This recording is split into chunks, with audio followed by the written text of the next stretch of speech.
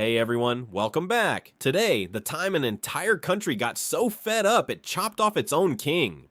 Grab a snack. It's 1789. France is the richest, most powerful kingdom in Europe. Fancy palaces, great food, world-famous art. And in about 10 years, it will burn all of that down and end up run by a short guy in a funny hat. This is the French Revolution, probably the most chaotic decade in European history. Buckle up. Keep an eye on this sign. It answers one simple question. Who is actually in charge of France? Spoiler, that answer is going to change a lot, like an embarrassing number of times. To get why France exploded, you need to see how insanely unfair it was to live there. Old France was split into three groups called estates. Think of it like a very rigged team. First estate, the clergy, the church. Second estate, the nobles. Together, about 2% of people. Third estate, literally everyone else. Peasants, workers, shopkeepers, lawyers, 98% of France. Guess which group paid almost all the taxes? The bottom one. Guess which two paid almost none? Yep, so 98% of the country carried the other two on their backs. This will matter a lot.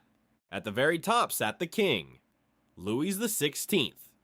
Louis wasn't cruel, he was just not built for this job. Kind of shy, kind of clueless. His actual favorite hobby, making locks. The King of France mostly wanted to be left alone to tinker with locks. Meanwhile, his wife, Queen Marie Antoinette, had a hobby too, spending money. Lots of it. Fancy dresses, wild parties, a hair tower so tall it basically had its own weather. People started calling her Madame Deficit and Madame Debt. Not a fun nickname for a queen. And here's the thing, France was broke. Completely, catastrophically broke. Why? Wars. Tons of expensive wars, including helping the Americans beat Britain. France bankrupted itself helping one revolution, and accidentally funded ideas for its own. Whoops. Regular people came home from America with a wild new idea. Maybe kings aren't magic. Then nature piled on. Terrible harvests. The wheat failed. Bread prices went through the roof. And in France, bread wasn't a snack. For poor families, it was basically the whole meal. People were spending most of their money just on bread, and still going hungry.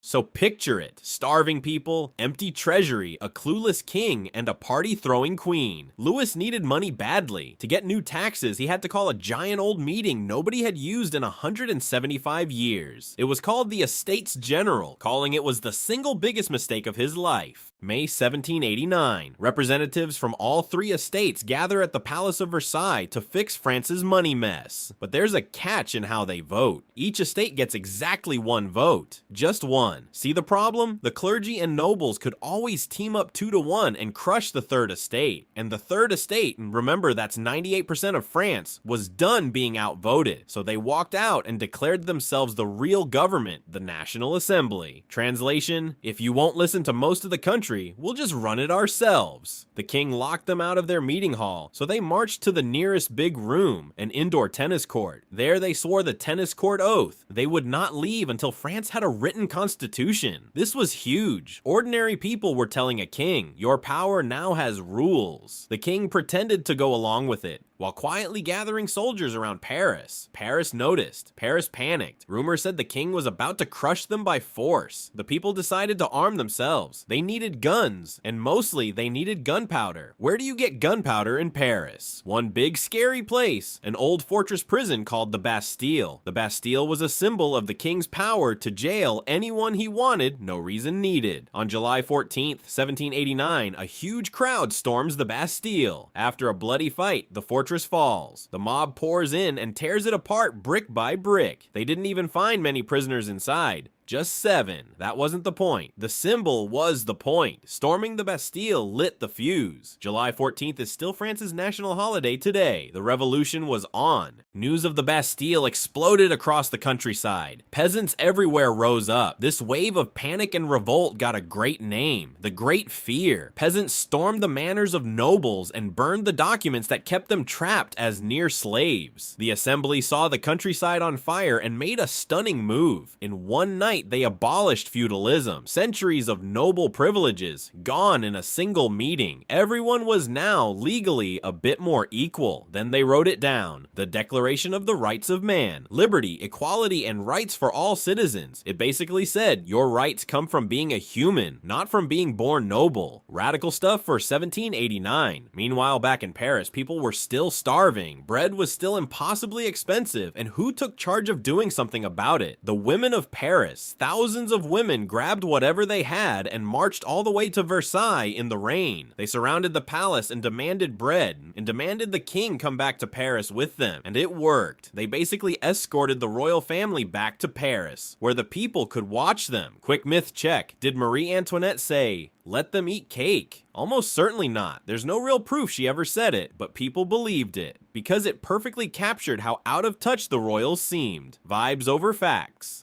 For a moment, it almost looked stable. A king, but with a constitution limiting him. Not bad. There was just one problem. The king secretly hated the whole thing and wanted his full power back. So one night in 1791, the royal family disguised themselves and tried to secretly flee the country. They almost made it. Almost. Then Louis got recognized in a town called Varennes. How? His face was literally printed on the money. Hard to go incognito when you're on the coins. They dragged the king back to Paris. Now everyone knew. The king had tried to abandon them. Trust in the king, gone. A lot of people now wanted no king at all. Meanwhile, other kings across Europe were getting nervous. If France can overthrow a king, who's next? So Austria and Prussia threatened France. France said, "Try us," and went to war in 1792. The war went badly at first, and Paris blamed the king for secretly rooting for the enemy. An angry crowd stormed the king's palace. This time, they took him prisoner for real. In September 1792, France did the unthinkable. It abolished the monarchy entirely. France was now a republic, no king at all, for the first time in over 1,000 years. Which left one very awkward question. What do you do with an ex-king you no longer want? The new government put Louis on trial, not as a king, but as an ordinary citizen.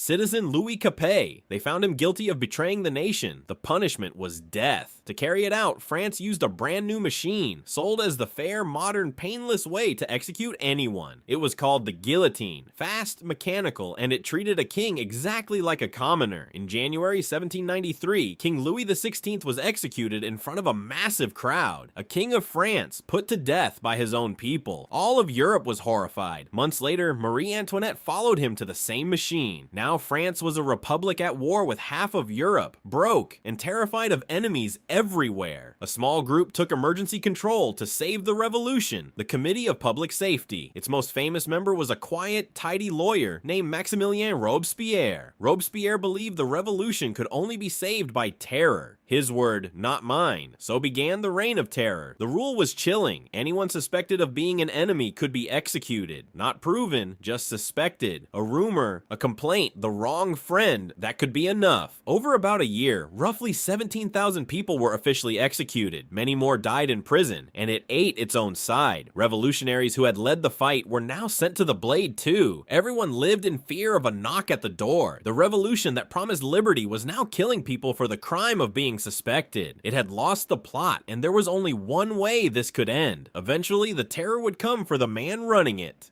By mid-1794, everyone was exhausted and terrified, including the other leaders. Anyone could be next, so they turned on Robespierre first. The assembly shouted him down and had him arrested. The next day, the man behind the terror met his own guillotine. The terror was over. France sagged with relief, but now it had a new problem. Nobody trusted anybody to lead. A new government took over, run by 5 men, called the Directory. The Directory was weak, broke, and famously corrupt. Basically, nobody's favorite. The economy was a mess, enemies still pressed on every border, and people were sick of chaos. After 10 years of revolution, a lot of French people just wanted one thing, someone strong to make it stop, and history has a name for what tends to show up when a tired country begs for a strong leader. Enter one absurdly ambitious young general, fresh off a string of stunning military wins. His name was Napoleon Bonaparte, short, brilliant, and completely convinced he was destined to rule. In 1799, Napoleon and his allies seized power in a quick coup. The Directory was shoved aside. 10 years earlier, France rose up to get rid of one all-powerful ruler. Now it happily handed near total power to one all-powerful ruler, just a shorter one. A few years later, Napoleon crowned himself Emperor of France. An emperor after all that. So, Did the revolution fail? Not exactly. This is where it gets interesting. The old world didn't come back. Feudalism stayed dead. The nobles never got their old power back. And the idea from that declaration, that rights belong to people, not just kings, was now loose in the world. It inspired revolutions and reforms across Europe and the Americas for the next century. France also got lasting stuff, equality before the law, and even the metric system you probably use today. The revolution was bloody, chaotic, and it devoured its own heroes. All of that is true, but it also cracked the idea that some people are just born to rule everyone else. That crack never closed. Oh, and before you go, hit subscribe so you don't miss the next one. And check out the other videos on our channel. Timothy Dexter, the man who failed his way into a fortune, the entire Odyssey, and the Black Death. Go give them a watch. Thanks for watching, everyone. Liberty, equality, and please, nobody build a guillotine. See you next time. Bye.